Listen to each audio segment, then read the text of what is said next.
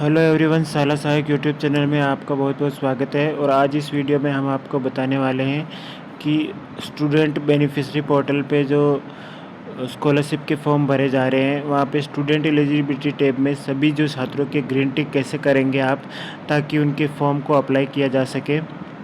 तो आज इस वीडियो में हम इसी बारे में बात करने वाले हैं। तो सबसे पहले आपको बेनिफिशरी स्कीम पोर्टल यानी बीएसपी पोर्टल पर एज इंचार्ज लॉगिन करना है। बेनिफिशरी पोर्टल पर जाने के लिए आप गूगल पर सर्च कर सकते हैं बेनिफिशरी पोर्टल, और वहाँ जो सबसे ऊपर पहला लिंक आएगा उस लिंक पर जब आप क्लिक करेंगे तो आपको वहाँ पे राइट साइड में आपको ऑप्शन दिखाई देगा लॉगिन का। तो उस लॉगिन ऑप्शन पर आपको क्लिक करना है। इसके अलावा बेनिफिशरी पोर्टल का लिंक मैं आपको नीचे कमेंट सेक्शन में भी दे दूंगा, तो वहाँ से भी आप लॉगिन कर सकते हैं। जब आप लॉगिन स्क्रीन पर क्लिक करेंगे तो कुछ इस तरह का इंटरफेस आपके सामने आएगा।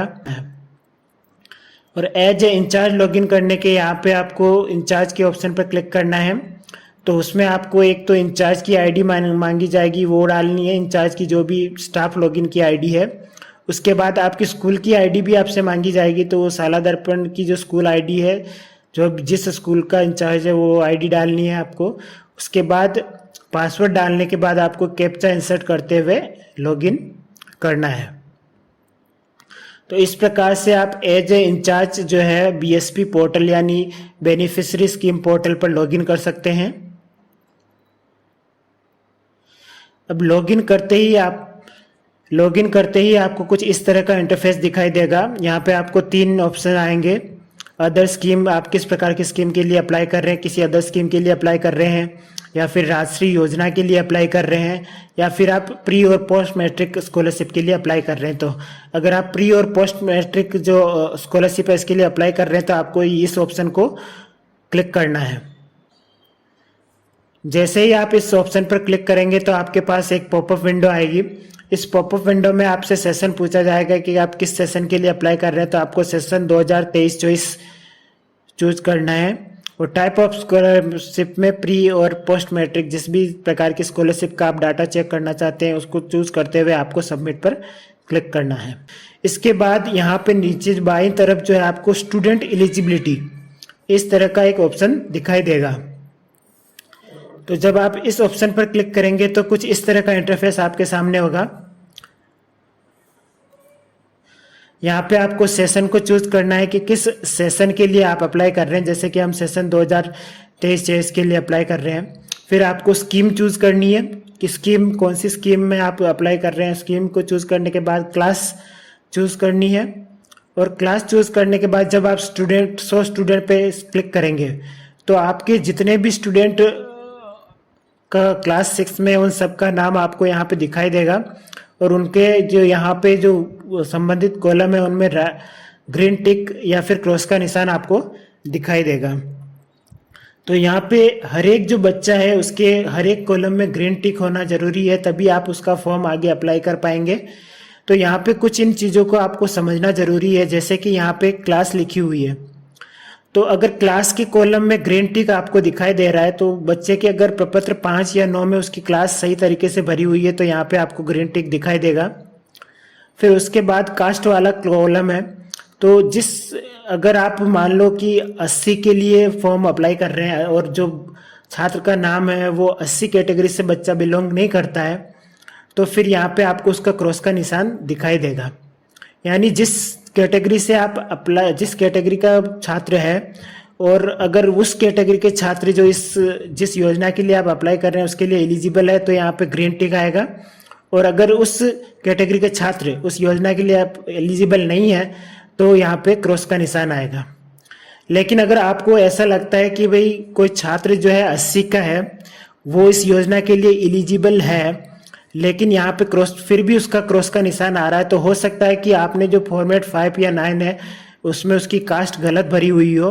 तो आप जो छात्र का फॉर्मेट 5 है साला दर्पण पर, उस पर उसकी कास्ट को अपडेट करके इसको ग्रीन टिक में चेंज कर सकते हैं। जेंडर जो है आपका, जिस जेंडर के लिए अगर ये स्कीम एप्लीकेबल है और वो छात्र एलिजिबल है इस तो वहाँ पे ग्रीन टिक यहाँ पे शो हो जाएगा। स्कॉलर टाइप का जो स्टेटस है, यहाँ पे क्या होगा कि अगर आपने किसी छात्र के फॉर्मेट 9 में स्कॉलर टाइप में की जो एंट्री है वो कर रखी है तो यहाँ पे आपको ग्रीन टिक दिखाई देगा। और अगर यहाँ पे ग्रीन टिक नहीं, क्रॉस का निशान आ रहा है, तो फिर आपको फॉर्मेट 9 में जाके उस छात्र को क्या करना पड़ेगा कि वो डे स्कॉलर है या हॉस्टलर है, इसकी एंट्री उसके फॉर्मेट 9 में करनी पड़ेगी, तब यहाँ पे आपको ग्रीन टिक का निशान आ जाएगा। फिर नेक्स्ट है आधार एंट्री स्टेटस। अगर छात्र जो है उसके प्रपत्र 9 में अगर उसके आधार नंबर की एंट्री की हुई है तो यहाँ पे आपको ग्रीन टिक दिखाई देगा, और आधार की एंट्री नहीं की हुई है तो यहाँ पे आपको क्रॉस का निशान दिखाई देगा। तो अगर क्रॉस का निशान आ रहा है तो आपको इसको ग्रीन टिक में चेंज करना होगा, उसके लिए आपको फॉर्मेट 9 में उसका आधार नंबर अपडेट करना होगा।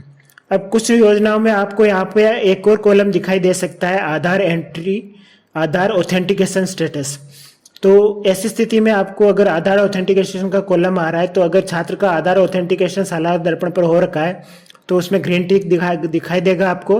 और अगर ग्रीन टिक नहीं आ रहा है तो फिर आपको आधार नंबर को एंट्री करके उसका ऑथेंटिकेशन करना होगा। और अगर ऑथेंटिकेशन में कोई प्रॉब्लम है तो ई मित्र से आधार को अपडेट करके आपको छात्र का आधार ऑथेंटिकेशन को सक्सेसफुल करना होगा, तब आधार ऑथेंटिकेशन स्टेटस में आपको ग्रीन टिक आएगा। ये आधार ऑथेंटिकेशन हर योजना के लिए एप्लीकेबल नहीं है, लेकिन अगर किसी योजना के लिए एप्लीकेबल होगा तो वो कॉलम भी आपको यहाँ पे दिखाई देगा। उसके बाद है जन आधार ऑथेंटिकेशन स्टेटस। तो यहाँ पे ग्रीन टिक होना बहुत ज़रूरी है। हर एक जो बच्चा है जो कि छात्रवृत्ति के लिए अप्लाई कर रहा है उसका जनाधार जो ऑथेंटिकेशन होना बहुत ज़रूरी है। अगर किसी बच्चे का यहाँ पे जनाधार ऑथेंटिकेशन में ग्रीन टिक नहीं आ रहा है तो आपको पहले उसके जो छात्र का जनाधार है उसकी एंट्री उसके फॉर्मेट 9 में करनी होगी और उसका ऑथेंटिकेशन करना होगा।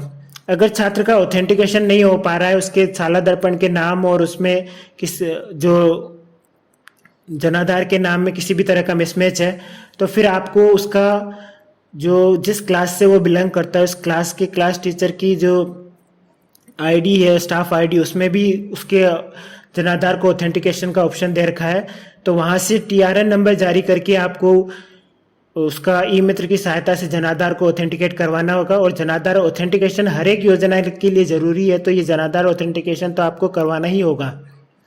उसके अलावा नेक्स्ट कॉलम में है नॉन टैक्स पेई स्टेटस।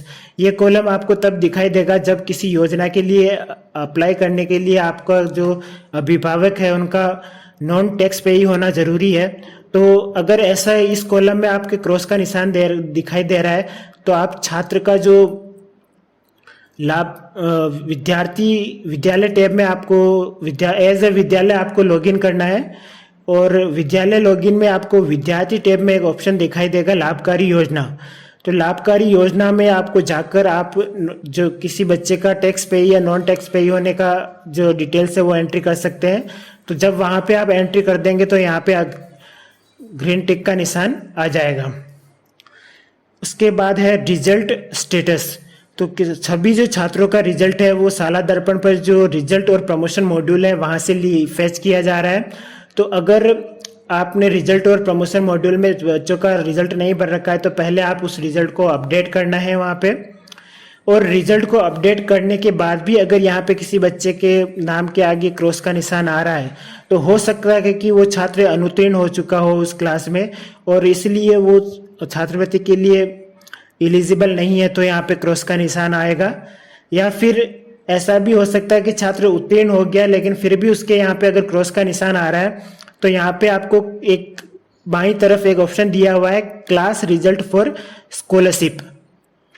यहाँ पे क्लिक करके आप उस छात्र के जो रिजल्ट है उसको मैन्युअली भी अपडेट कर सकते हैं। अब जब आप क्लास रिजल्ट फॉर स्कॉलरशिप के ऑप्शन पर क्लिक करेंगे तो आपको कुछ इस तरह का इंटरफेस दिखाई देगा। यहाँ पे आपको सेशन को चूज करना है और क्लास को चूज करना है। उसके पहले आपको यहाँ पे कुछ महत्वपूर्ण निर्देश दिए हुए हैं, आपको इन निर्देशों को ध्यानपूर्वक पढ़ लेना है। ये निर्देश आपके बहुत जरूरी हैं पढ़ना। उसके बाद अगर आपके छात्र का मार्किंग पैटर्न पर मार्किंग की गई है यानी उसके टोटल मार्क्स और ऑब्टेन मार्क अगर आपके पास अवेलेबल है तो यहाँ पे आपको उसके टोटल मार्क्स और जितने मार्क्स उसको प्राप्त हुए हैं उसकी एंट्री करनी है। और यहाँ पे एग्जाम रिजल्ट में पास लिख के उसको सेव कर देना है। तो आपके जो रिजल्ट स्टेटस है वहाँ पे उसका ग्रीन टिक दिखाई दे जाएगा। इसके अलावा अगर छात्र ग्रेडिंग पैटर्न से बिलोंग करता है तो यहाँ पे आपको ग्रेड का चूज करना है और रिजल्ट में पास या फेल जो भी है उसको चूज करके आपको सेव कर देना है।